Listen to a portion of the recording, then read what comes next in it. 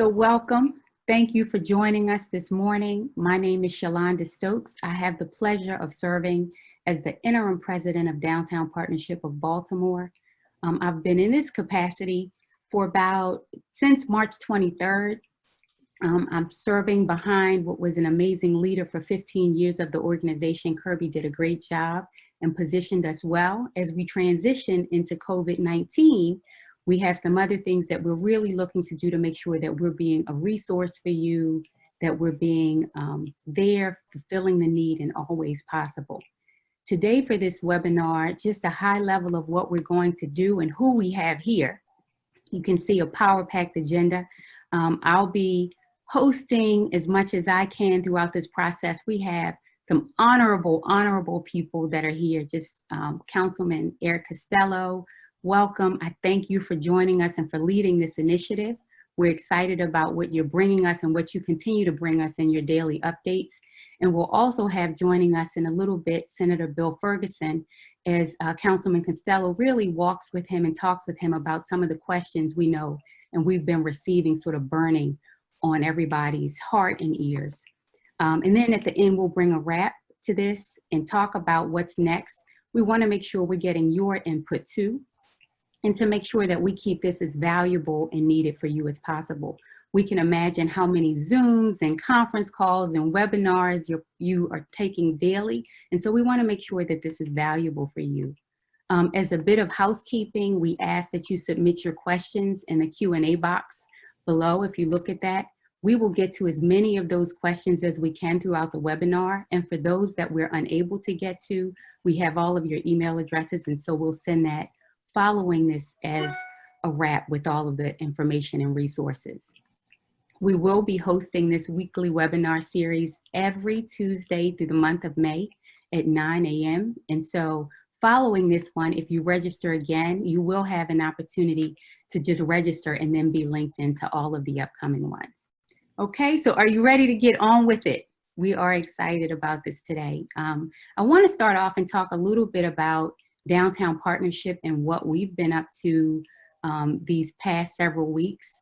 Want to start first with our operations. For many of you, that's how we are known. I mean, that's the core and the heart of what our organization was started around. And our operations team, like many other organizations, at one point following the governor's initiatives, were not on the streets working. We have since been able to get them deemed essential personnel.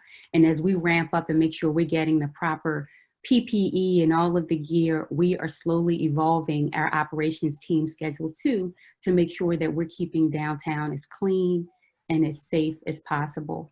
Throughout this process, please bear with us. We're hitting all of the areas that we can and working throughout this, but we continue to get messages and calls of people who are supportive of the process and see what we're doing on a daily basis. In addition to our clean and safe teams, part of what we know is even in terms of homeless outreach, especially now, where we have a number of homeless that we are working with, we've been trying to get several of the chronically homeless into permanent housing. And so it's a number of things that we've been doing on that way. And then for like park mowing and street sweeping and all of those things, although they've been affected, part of what you'll hear from Councilman Costello a little later today is how we work with the city and how we're continuing to work with the city to make sure that we get that completed. We're working with the police department and all of those areas to make sure we're continuing to deliver the services as we commit to delivering them to you. But when we shut down and when we started doing some things, we started to launch some initiatives that we knew could sort of bridge the gap of what we were having. One of our early initiatives was hashtag Curbside Baltimore. We were behind the growth of the hashtag, and it started for businesses to promote their delivery. We knew businesses were starting to deliver, but who was open, and so we shared that. And we expanded that program into Curbside Baltimore, which provided an infusion of cash for some of the restaurants while providing incentive for people who purchase gift cards. So for the restaurants, you could buy the $20 gift certificate. We purchased several of them and then transition that to people who could then buy that $20 gift card but get a $30 value. So if it sounded all muffly and confusing, don't worry about it. It's on our website. Please look at it, check it out. It's been wonderful for the restaurant owners. We also did Art of Baltimore, and so that's a virtual gallery that's paying local artists for works to put in our digital kiosks around downtown. We helped the Bromo Arts launch an artist relief fund. And if you didn't see some of that kind of thing, it's just so many elements that you'll see on the digital assets, the artwork for all of those things. It features several Charles Street Carter institutions, including the Basilica and the Walters. So that as well, you'll be able to link from our website and YouTube channel. We also have the Downtown Resident Network, which started, and so we're expanding our relationship with downtown residents and launched that as a virtual group to host webinars that will be very useful. Part of what we recognize throughout this time is while we are socially distancing, that for some, it's also a time that we are emotionally separated from things that we care about. And so we're trying to, as Downtown Partnership, get to the wholeness of everybody. And so you'll see some things in there with virtual fitness classes, cocktail hours, and making sure that we also continue to push information about the census and voting and some other things like that. Our next initiative, and it won't be full, I'm getting to the end of this, but I want to make sure that we're sharing this information because these are resources for you to take advantage of. And we want to make sure that we are getting the word out about that. We did Heart of the Park. And so we teamed up with Harbor Park Garage on that, and it provides up to 250 free meals daily. So anyone who shows up at that garage midday will receive a meal, one that they can eat that day and then one that they can take home. So we're doing some things there. And then with Delegate Brooke Learman, she's been very instrumental in working with World Central Kitchen on there and some partnerships to make sure that we're getting meals to the team, meals to people on Saturdays. I think every Saturday between 10,000 and 20,000 meals are served at Camden Yards. It's another initiative with small businesses to make sure we're providing 100 to 150 meals that restaurants can provide to businesses and homeless shelters and other organizations in need. So I tried to get all of that in the short amount of time I had. I want to leave with one other thing before I transition a little bit, and this is a Downtown Partnership, a Thank You Baltimore video. And this video was the culmination of us saying, thank you to those staying at home, thank you to those doing your part in the hospitals and everybody. So take a look.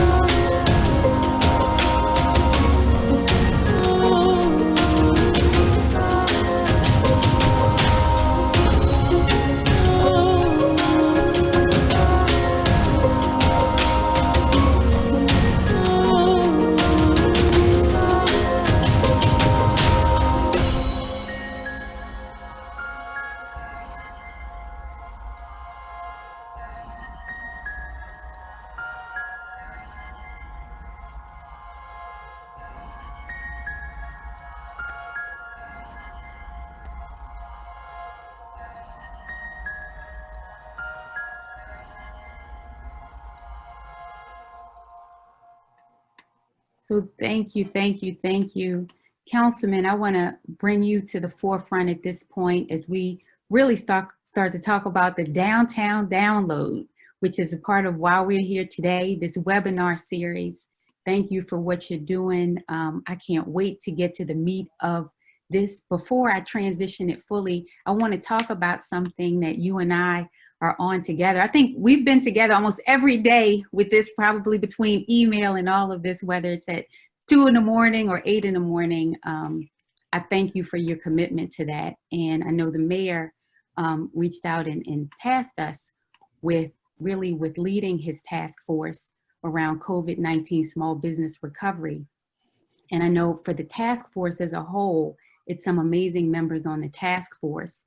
And it's really about helping us figure out how we shift into recovery mode after this. We recognize restaurants are impacted, real estate is impacted, tourism is impacted in a big deal. And so as we start to think about all of those things, I know he wanted to assemble some of the best minds around the table that he could, and minds that also had contacts with everybody else, so that this isn't just happening in a vacuum, but we're pulling in resources and ideas and everybody and building on really the SEDS initiative that was already happening too at BDC.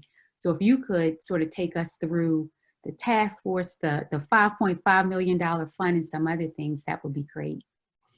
Thanks a lot, Shelonda, and I really appreciate your partnership and leadership during these past couple of weeks. Always a pleasure to work with you, and it seems like we've been on the phone probably 4 or 5 times a day at ungodly hours Right. together.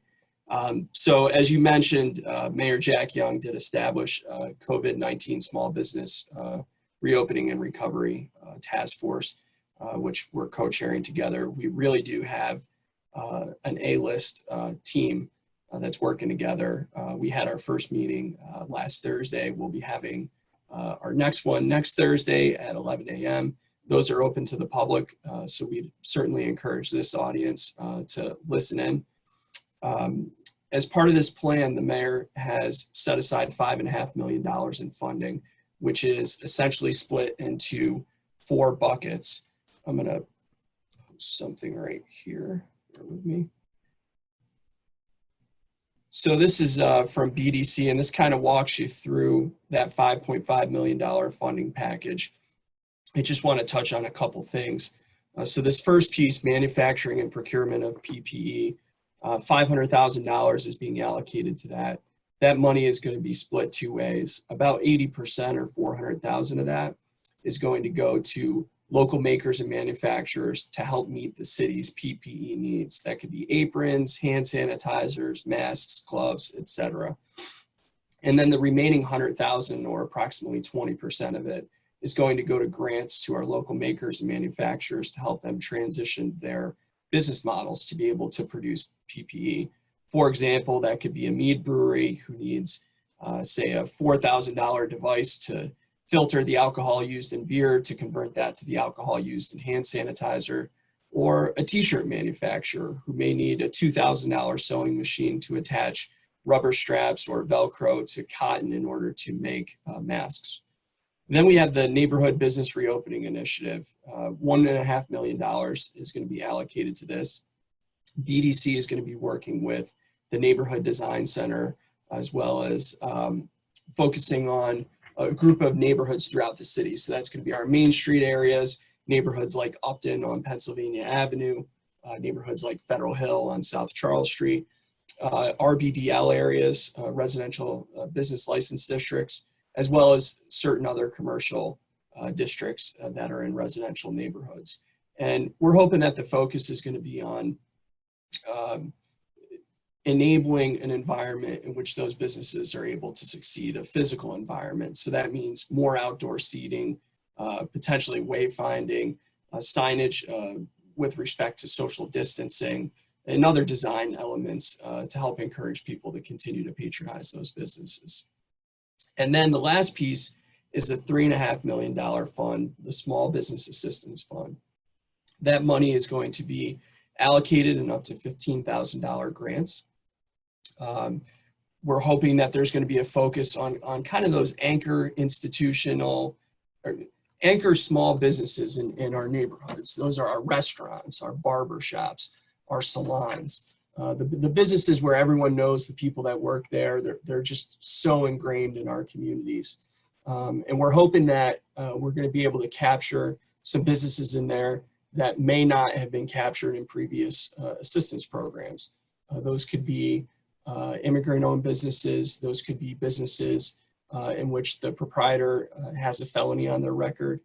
So we want to make sure that we're being as inclusive as possible.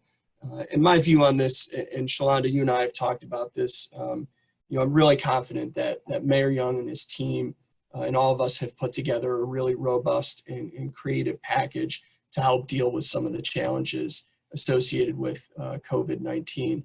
I want to bring everyone's attention to, let me do it from the other computer here, bear with me.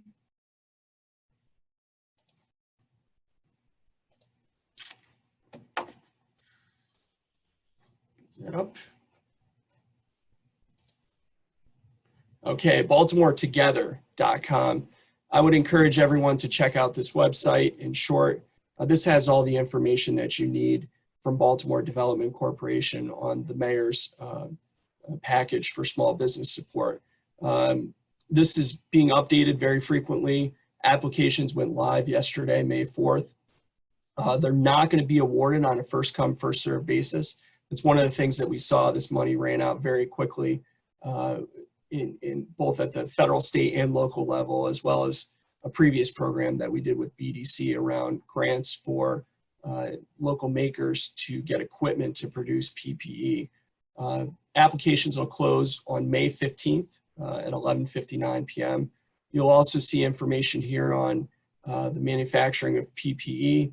I can tell you that we have made an enormous amount of progress behind the scenes in terms of connecting with local makers who we believe are able to quickly turn around PPE to help meet the city's need.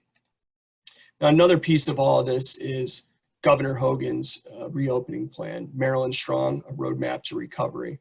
I'm going to include in the chat this information with links. I would encourage everyone to check this out. For 1 second. Let's see in the chat window. There we go. Which is great. And Councilman, even if they don't get it now, we'll make sure we send it to them in the resources following, along with the presentation. Thank you. And I think I just figured it out. So anyway, this plan is critically important. There's 4 building blocks I would bring everyone's attention to. For each of the 4 of these, we are at a minimum on track. We are ahead of the curve on increased hospital surge capacity. The other piece to this are the 3 stages, and this really gets into how we're going to see everything phased in. I think when everything is said and done, when we are at the State of Downtown breakfast next March, hopefully all together in the same place in person, I think when we're conversating with each other, no one's going to agree on that exact moment that everything reopened. You're going to see it phased in. So this is important to keep in mind here. I think you're going to see a series of executive orders similar to the one that was done 2 weeks ago, which allowed barbershops and salons to open and have 1 customer in there at a time. And I think you'll start to see that phase in. So one of the things that the task force will be looking at is, you know, the extent to which small businesses are familiar with the staging process, you know, the extent to which we think they're going to be patient and they have the capacity to go along with this. So that's something we're going to be keeping a close eye on. The last thing I wanted to touch on is what I'm calling critical daily updates on COVID-19. This is something that's available on my website. I will provide the link momentarily. Let me do that right now in case anyone from home wants to follow along.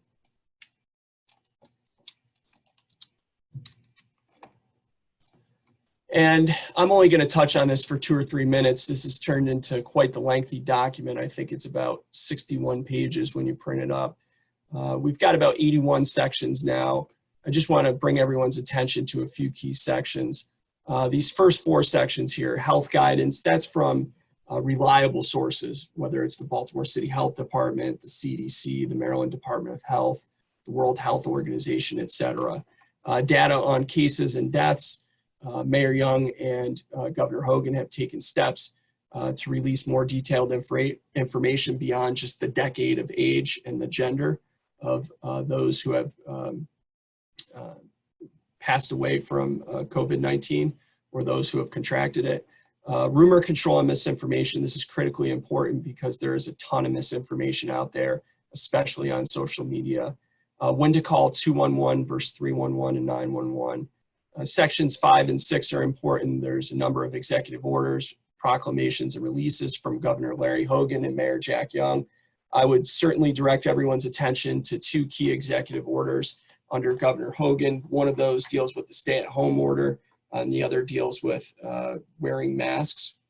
We've got some information on food distribution, food markets, medical prescriptions, who's delivering, which stores are providing hours for our vulnerable and senior shoppers, information on public transportation and parking, city schools, a number of different online resources for kids, learning resources, some information for our seniors, utilities.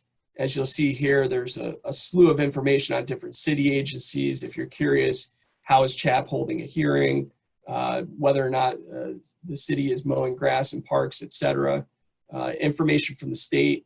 Our special guest, who's coming up in a few minutes, Senate President Bill Ferguson, has put together a lot of helpful information in Section 63 on unemployment insurance. We have some information on health benefits. I know there's a lot of folks involved with Downtown Partnership who are doing great work in the community in Baltimore City. And I know some of those folks are on our webinar today. So I would direct everyone's attention to Section 71 and 72. That's going to be guidance from the health department on how to safely engage in community outreach for both community-based organizations as well as faith-based organizations. Different volunteering opportunities, blood drives, etc. And then 76 and 77. We are represented downtown by some incredible legislators. Senator Antonio Hayes and Delegate Brooke Learman are on the board with me. We have the Senate President representing us. We have a great federal team, and several of them have put together similar websites like this with a plethora of resources. So I would certainly encourage everyone to check those out. And lastly, before I turn it back to Shelonda for any other comments, otherwise we go to our special guest, I just want to reassure everyone that my office is still working. We're still doing our normal constituent casework. If you ever have an issue, please feel free to reach out. You can reach me at the email or phone number listed in the chat window. If you have any ideas or suggestions for those daily updates, if there's something I may have missed or I got wrong, please do not hesitate to reach out. That's really been a community effort. While I spend 4 or 5 hours a day on it, I've gotten a lot of good information from other people. So please continue to send that information along. With that, Shelonda, I'll turn it back over to you for any other comments, and then I think we'll jump to our special guest. Jump in, just quick. Thank you so much. Information has really been invaluable in kind of following all of what you talked about. And so for the community listening and engaged, please take a look at it, share the information. We're saying this, I think, at this point in time with COVID-19, it's just over-communicate, over-communicate, over-communicate, and share. I would ask people just one more thing. If you have questions, once again, put them in the Q&A box. And once we get to the section that we can entertain those questions, we'll get to as many as possible. So I'm turning it back over to you, Councilman. Thanks, Shelonda. And moving forward during these webinars, I'm going to spend a little more time talking about what changes in city services have occurred since the previous week. This is a rapidly evolving situation. There are 2 items that I'd like to quickly mention that do impact the downtown community. One, there has been changes in service hours for the Charm City Circulator. And second, the parking authority is providing, I'm not sure if it's free or drastically reduced, let me pull that up, parking for, it's free parking available for Baltimore City resident frontline healthcare workers in city-owned garages. There's a link right here that's in section 12-9. So if you or any of your employees are looking for parking downtown, I would encourage you to apply for this. And as these things change and other things that come up that are going to be of interest to downtown stakeholders, we will be sure to hit on these things. Let me turn off this share here. Okay, Senate President Bill Ferguson, my senator in the 46th district.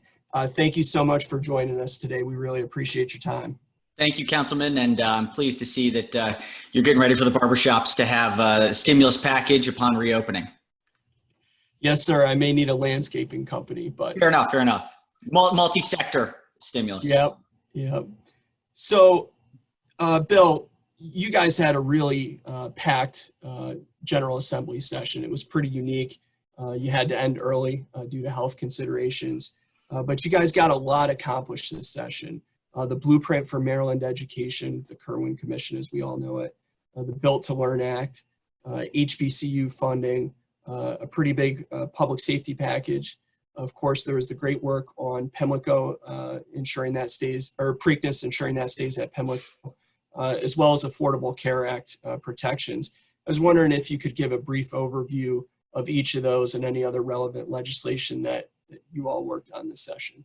Yeah, well, first and foremost, let me just say thank you and hello, Shelonda. It's great to see you virtually. It's been too long, and hopefully I get to see you in person soon at some point here. But it's great to be here virtually with you. And thanks to all the incredible work that's happening downtown.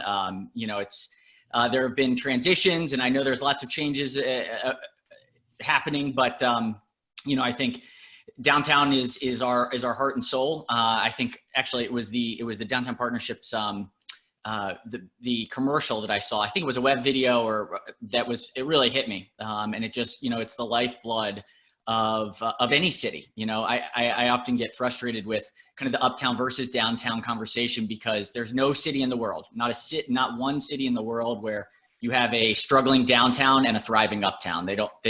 It's what makes a city is the blood of energy and activity and economic productivity. So, it's been heartening to see how Downtown Partnership has approached this whole problem. Thank you so much. Yeah. So this has been an interesting time, to say the least. I came into this role. It's just hard to think that, I guess it was about 7 months ago. I was, kind of just senator from the 46th district. Things were kind of moving along, and then October of last year, unfortunately, Senate President Miller, at the time, his battle with cancer was getting to be too much, and so came into the role. Was nominated in October and then came in January, and it's been an unbelievable honor and an incredible opportunity. It's been great. It's been a much different experience than I ever could have imagined. But I've been joking a bit that it was one thing to follow somebody who'd been in for 33 years. There was no real guidebook or template for how to kind of take over a position like that after somebody who was sort of a stalwart of the state. And it was really challenging. I mean, for a lot of different reasons. And then we just decided to add in a global pandemic. So things have been hard. It has been quite a journey, but I am unbelievably proud of the work that we were able to get done. This was a really, really tough year for a variety of reasons. We had a lot of the pieces of legislation that you mentioned, Councilman, were things that, really have been leading up for years. They weren't things that, were just kind of pieces of legislation that are kind of now's their time and it's a 1-year effort. If you look at Kirwan, that's a 4 to 5 year effort that led up to this year. And the Built to Learn Act, there were pieces of it here in the city. We've seen some incredible work with the 21st Century Schools program. That was the precursor to what is now a statewide program for $2 billion of school construction. Laurel, Preakness, Pimlico, Bowie, this was something that has been, really a thorn in the racing industry, but also for the city of Baltimore and just the development opportunities in Northwest Baltimore. Everything had been stymied for really 20 years. So these were massive questions. The HBCU lawsuit has been out there since 2006. And all of these issues were coming to a fray in the midst of a transitional year in which I was following Senate President Miller and Speaker Adrian Jones was following Speaker Bush. And so we had this really intense transition with these huge issues. And so I don't think anybody really could have predicted, but I mean, when you look back, even though we only had a 71-day session, so the first time we had to cut the session short since the Civil War, which was probably the hardest professional decision I've ever had to make, and really, really struggled with it. I do, at the end of the day, believe it was the right call. And it was hard in between because we were cutting out public access and, we were trying to do this, implement social distancing in the midst of a public process. That's not something that you take very lightly. And so through all of that and through 71 days, we were able to get all of those big pieces of legislation over the finish line and work with the administration, especially in those last 10 days, to pass about $370 million worth of investment for the COVID crisis. So in a lot of states where they were feuding and there were some issues, they're using debt financing, they're doing all sorts of different things. We were able to really make some tough decisions and hard cuts at the end to put $370 million in cash.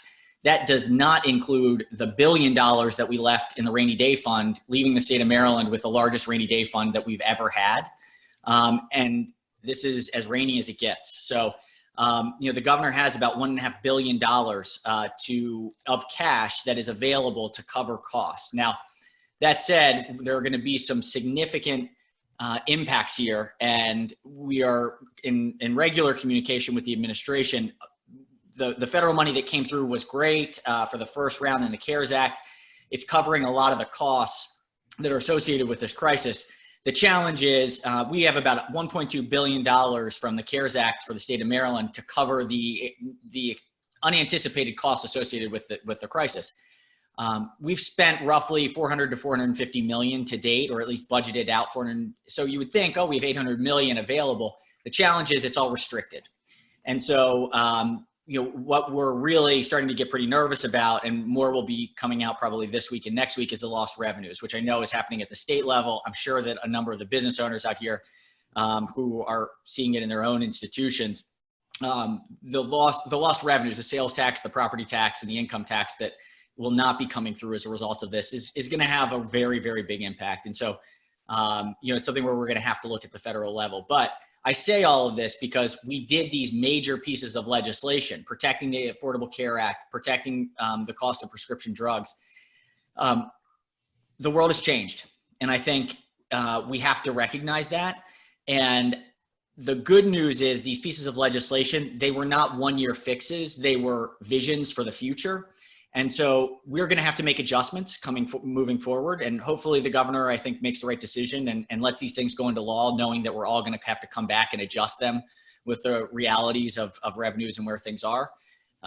But we need these visions for the future now more than ever. We will get past this coronavirus crisis. And when we do, there will be states who are caught flat-footed and there will be states who are ready to run. And I think with these things in place around public education, public health, public safety, if we get the fundamentals right, that is what will let us win the future when we get through and are able to recover in a strong way. Thanks, Senator. One of the things that we've seen across the country is that support and stimulus for local businesses has dried up pretty quickly. Folks have been very eager to take advantage of those opportunities. I know in Maryland, we had about $157 million allocated.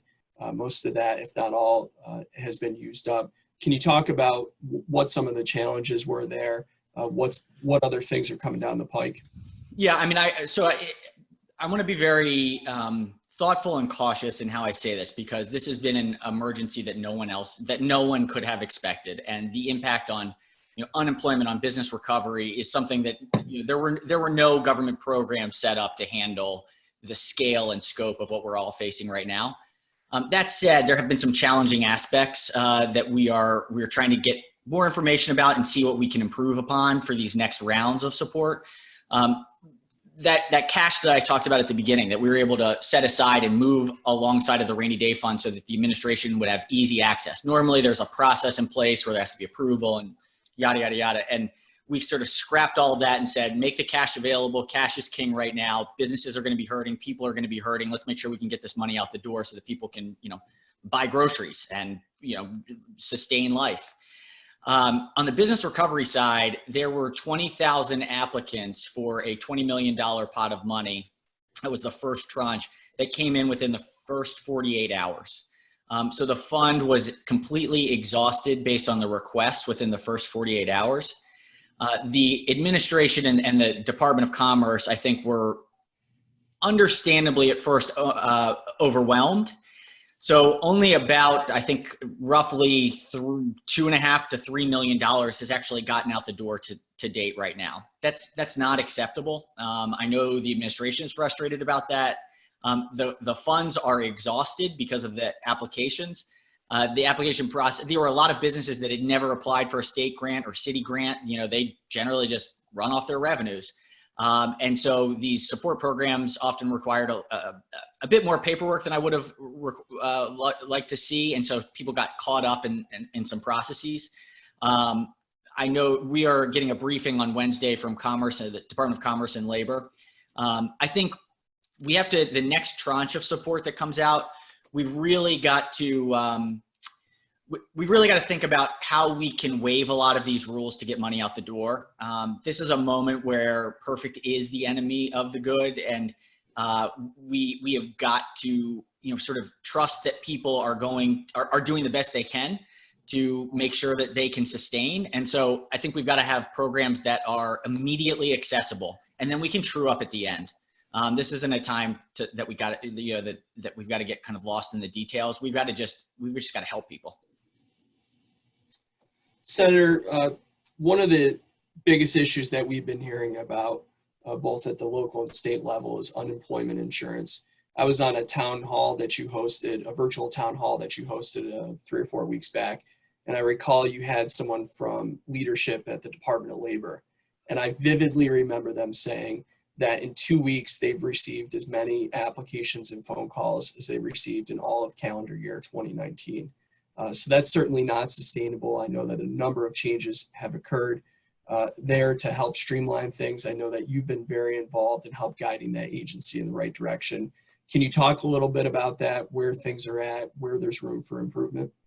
Yeah, look, again, this is the same context where nobody expected. For 20 years, we have an unemployment system that has generally been built, while yes, it does support people, it also has been built around ensuring that all qualifications are met prior to dispersing unemployment insurance. You take that with the rules that are associated with denial, and then you combine it with the scale and scope of applications that came in, and it was sort of a recipe for disaster. I think that's kind of what has happened. And I really respect Governor Hogan for coming out there last week and saying, look, I'm sorry, I own this. We're going to make it better. I appreciate that sentiment enormously and think that was the right thing to say. Unfortunately, an apology doesn't put food on the table. And so I think the administration continuously has got to have this urgency. I believe they do. I don't want to suggest in any way that they don't. The other challenge that has happened, so you have new systems that were being built, and a vendor was brought in, and we've seen this with a lot of vendors, unfortunately, when things are sort of urgent, that it was a system trying to be built on top of another system. And so every time there was an error, they would fix that error and 3 other errors would come up. And that just kept happening over and over and over again for this online application process. And then you add on top the 1099 employees and the independent contractors that were able to apply, which was a great addition in the CARES Act.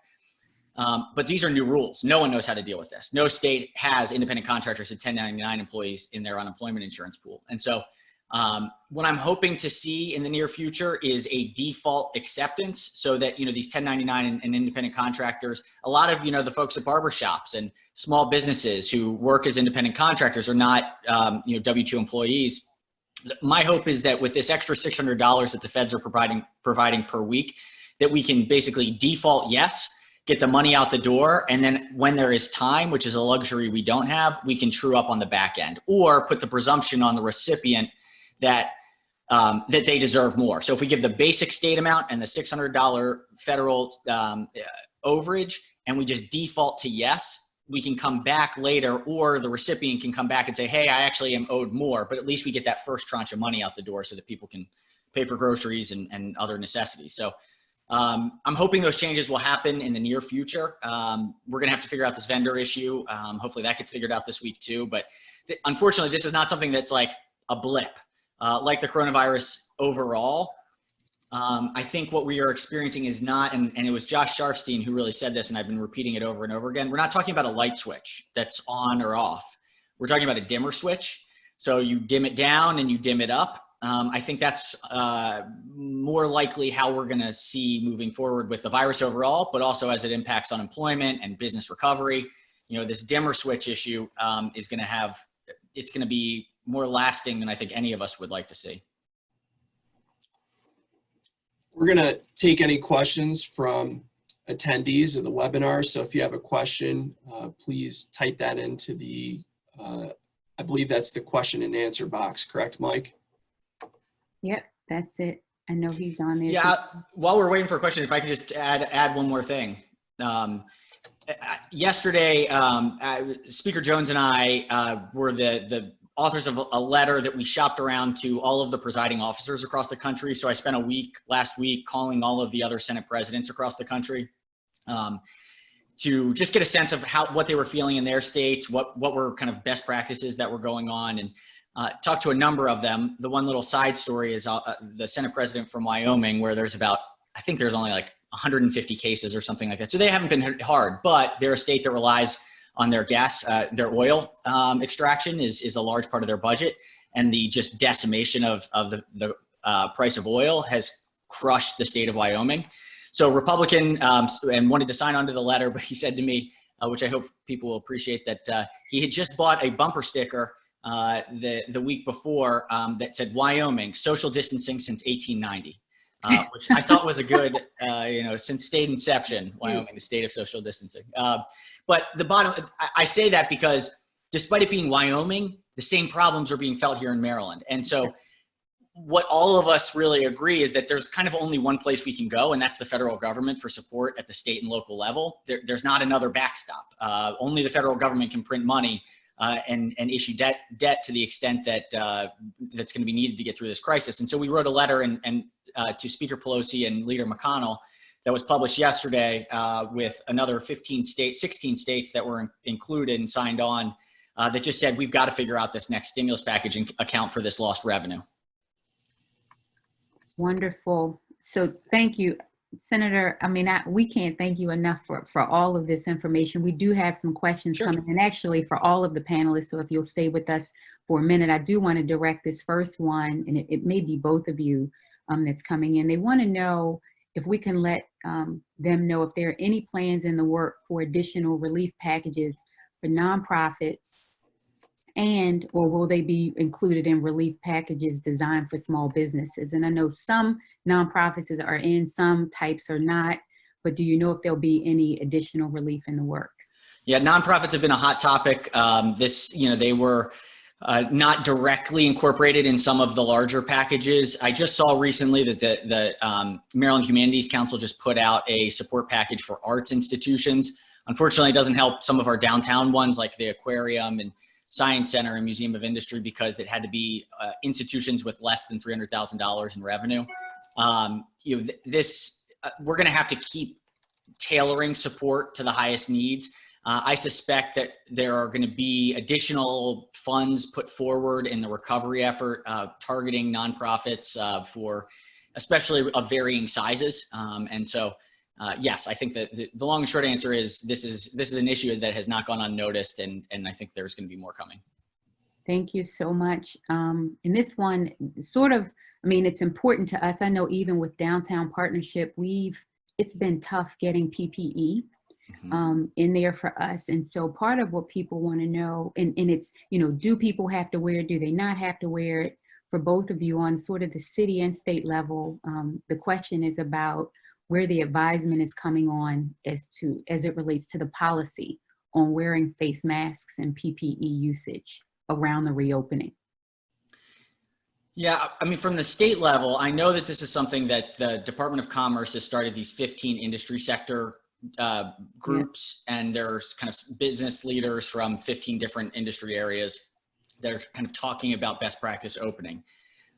We've been talking as legislators about what would a kind of an approval process look like, that, a business could sort of submit a plan and say, here's what we plan to do. Is this sufficient? We've got to figure out the right balance here. I think there's going to have to be I can imagine business owners who are looking forward and saying, I'm worried about reopening because I don't want to be subject to liability. If I try my best at it and something goes wrong, I don't want to, lose everything because of an issue that occurs. I think the fortunate thing is it feels like, or I've heard at least, that the PPE resource allocation has started, the logjam has started to break up a little bit, and so that PPE is more readily accessible. I don't think it's perfect by any means, but I think that the logjam has started to let up a bit, and there have been enough firms that have kind of come in. What I'd love to see is Maryland really investing in Maryland firms so that we can recycle that money to kind of change their manufacturing processes. That the more we can urgently invest in Maryland companies to meet this need, I think we'll have better supply chains and we'll be putting the money in our own economy. In terms of the recommendations, my suspicion is that at the end of the day, the CDC's guidelines are going to hold. It's not perfect, but it's better. Each industry, every business has kind of their own little quirk. Yeah. And so I can see where kind of broad rules are hard to provide because of the individualized nature of how people operate. But I'm glad people flagged it. It's something that I know is at the front of minds and something we got to do more work on. No, which is great. Councilman. Yeah, thanks, Shelonda. From the city perspective, I think we're trying to do exactly what Senator Ferguson said, and really focus on our city makers and manufacturers, utilize them to help meet the city's PPE needs, help position them to be able to transition their business models, to continue doing what they're doing, but also produce PPE. And hopefully after the city's PPE needs are met, help fulfill those needs for our local area hospitals and healthcare institutions. I'll speak very briefly to, from the perspective of a citizen. So the governor's executive order is very clear that if you are going to be in a retail establishment or if you are riding public transit, you are required to have a face covering. So I would certainly encourage people to continue to wear those when you're in public, especially if you're on a crowded sidewalk, if you're going to be walking around the park. Please try to continue to do that. You're not only protecting yourself, but protecting other people that may be walking by, as well as your loved ones and your neighbors.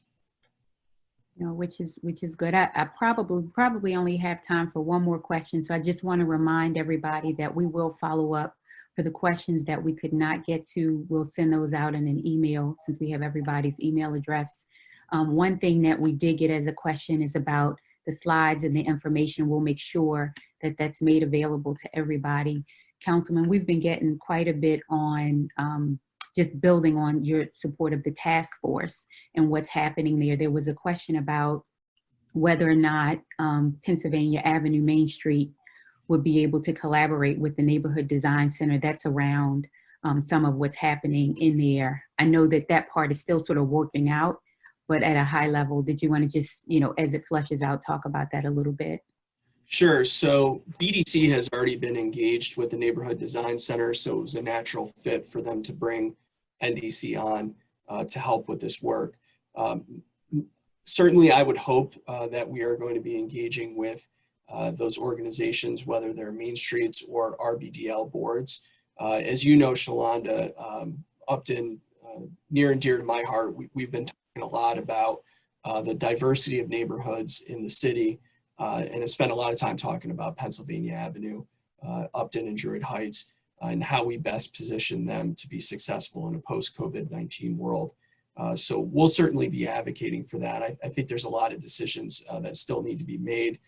Keep in mind that the $1.5 million package that we're talking about with respect to this question is kind of going to be the last piece that's rolled out. Right now, the focus is on getting those grants out the door, figuring out if we can continue to replicate that.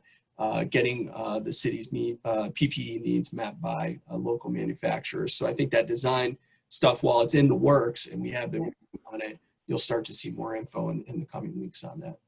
Perfect. So I look forward to continuing those updates as well. I want to say thank you again to you both, Councilman Costello, Senator Bill Ferguson. Invaluable information. I want to also do a special thanks to my team that's on here, the entire Downtown Partnership team, but a special thanks to Lauren Hamilton, Mike Evitz, and Nicole Rohr, who literally have been working around the clock to make this as seamless as possible. Couldn't do this without our amazing board led by our board chair, the interim Mark Wasserman, his knowledge has been great. Want to remind everybody that we are providing this information as direct links to everybody. Could not do something like this without reminding people that we will be voting and have an opportunity to vote. So to please do that. We have, if you live here, vote here. And so we want to make sure that we're continuing to promote that. Please encourage neighbors to do their things in the mail. Get everything out as much as you can. Please, please, please. Also, just want to move on to the next. In terms of the additional resources, Councilman, you were phenomenal in making sure you gave everything in there. Want to make sure people can reach you directly on here. And since they'll have the slides, they can keep this with them. And then Baltimore Together, that's baltimoretogether.com, as he mentioned, launched yesterday with some amazing information. So please stay tuned for that. We don't want you to leave without knowing what's coming up, though. We do have some upcoming series that are on here. May 12th, which is next Tuesday, we have the honor of having Senator Van Hollen with us. So please stay tuned for that one. Join us for that one. And then on May 19th, we have two special guests who will be here, really exciting. We have Senator Antonio Hayes and Delegate Brooke Learman. And so we'll have some additional information on that. The last Tuesday of the month, we're really looking at how we bring in some elements of our state of downtown, where we were and where we're going. And so please stick with us. We'll continue to share this information, and we encourage you to let us know what you are doing, what you want to hear about. And before we leave, we have a short survey that we'd love for you to take. This survey is a combination of what's asked for and needed at the state level. It's some questions that the governor is really looking as we look to build this. And it's also some questions at the end, really short survey, but it's also, we'd like to know what you want to hear from us, because we want to make sure that this is valuable to you. As both of our panelists mentioned, this is the first time that we've all been through this. We're getting through this together, and we will. While there's no sort of magic wand that we could do or cookie cutter approach that we can build this from, we are learning from best practices nationally, we are, and internationally, but we're doing all of that to make this better. And so we recognize that even some of you on the line have additional insights and best practices and things to share. And so we welcome that. So I thank you, thank you, thank you, thank you. You see on the screen, you can also always visit us on our social channels, Facebook, Twitter, Instagram. We're on LinkedIn. Please just join us out there, okay? So thanks for that. I know the votes are coming in. They aren't allowing us to vote. If there's a question and you want to write in something special just about the fact that I actually did my hair today, you're welcome to do that as well. Because for anybody who's been on a webinar, a Zoom, or anything with me in these past times, you got the au naturel, Shelonda. So with that, thank you, panelists. I don't know if it's any closing words you wanted to say as we wrap this. Yeah, let me, if you don't mind, first off, Shelonda, thank you, Councilman, as well. I mean, I think this is great. Information is power these days. We're in a really, really extraordinary moment. Look, this has been really hard. It's been really tough, and people are really, there's no doubt there is unbelievable pain and suffering happening. I do want to, for a moment, just sort of end on the note that what you said, that we will get through this, and there is this moment of pause.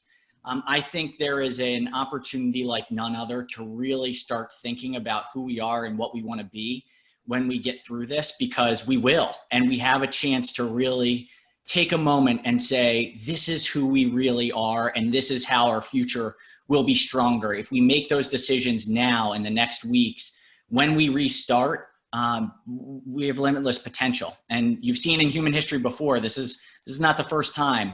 And when you see post-pandemic economic development after, it's some of the most productive times in human history are after these moments. And so if we are safe, if we make the right decisions now, we will get through this, and we will be strong.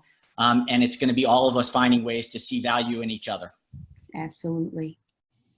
Shelonda, I just want to thank you and the Downtown Partnership team, really for the partnership and collaboration. I certainly couldn't do this work or represent downtown without you. I'd like to echo Senator Ferguson's comments. I'm optimistic that we're going to get through this, but we're only going to get through this together. Absolutely. it's things like this, bringing everyone together, making sure we get that information out. That's critically important. And all of us starting to think about, what we want to be as we move forward through this, as the senator mentioned. And to Senate President Ferguson, Bill, speaking as a resident in your district, and I know I'm speaking for all of downtown here, we are incredibly lucky to have you representing us in Annapolis. Your leadership as Senate President, looking forward to all the great things to come. And thank you so much for taking time out of your busy schedule to join us. Thank you. Thank you both. Thank you. We're tuning off. See you next Tuesday at 9. Have a good day.